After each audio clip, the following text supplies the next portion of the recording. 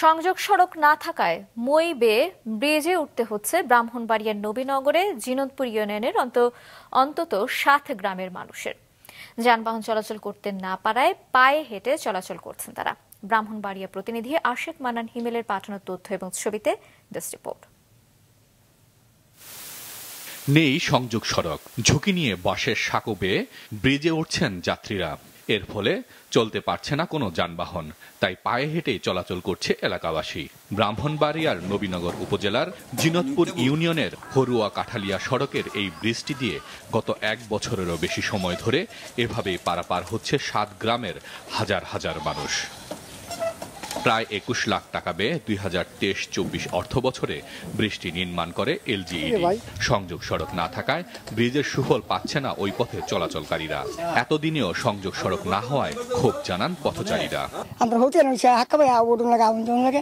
মাটিটা ভালো, মাটি না ভালো আমরা চলতে পারি না। দুই পাশে রাস্তা করা আছে কিন্তু গাড়ি চলাচল করতে পারতেছে না, হাইটা যাতায়াত করা লাগতেছে। দুই সাইডে মাটি দিয়ে বরদ করতে পারতো, তাহলে আমরা চলাচলটা সুন্দরভাবে যেতে পারতাম আর কি। বৃষ্টিতে দুর্ভোগের মাত্রা আরও বেড়ে যায়। বেশি দুর্ভোগ স্কুলগামী শিক্ষার্থী ও বৃদ্ধদের। অসুস্থ রোগীদের নিয়ে চরম ভোগান্তিতে পড়তে হয় স্বজনদের। মই বেয়ে ব্রিজে উঠতে গিয়ে প্রায় ঘটছে দুর্ঘটনা। পোলাপাইন পড়ে যায় সকালবেলায়, মানুষ একটু কুয়াশা বললে পিছলে যায়। কাটালিয়া হোরা সিয়ানের মানুষ সহকারে এই দিক দিয়ে আসে, ওখান থেকে আইতে পারে না, ঘুরে যায়। বয়স্ক মানুষ একটাতে যাইতে অনেকই সমস্যা হয়, তাই না? তো নেচে যাইতে হয়, অনেকই কষ্ট।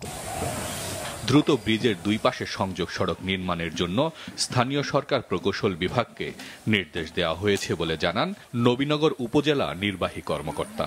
সংশ্লিষ্ট যে ঠিকাদার আছে তার গাফিলতির কারণে এটা করা হয়নি। জনভোগান্তির বিষয়টিও আমাদের নজরে এসেছে।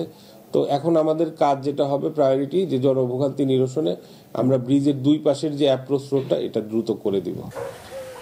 শুধু আশ্বাস নয়, দ্রুত সংযোগ সড়ক নির্মাণ করে সাধারণ মানুষের দুর্ভোগ লাঘব করতে কার্যকর পদক্ষেপ নেয়ার দাবি ওই পথে চলাচলকারীদের। মাছরাঙা নিউজ ডেস্ক।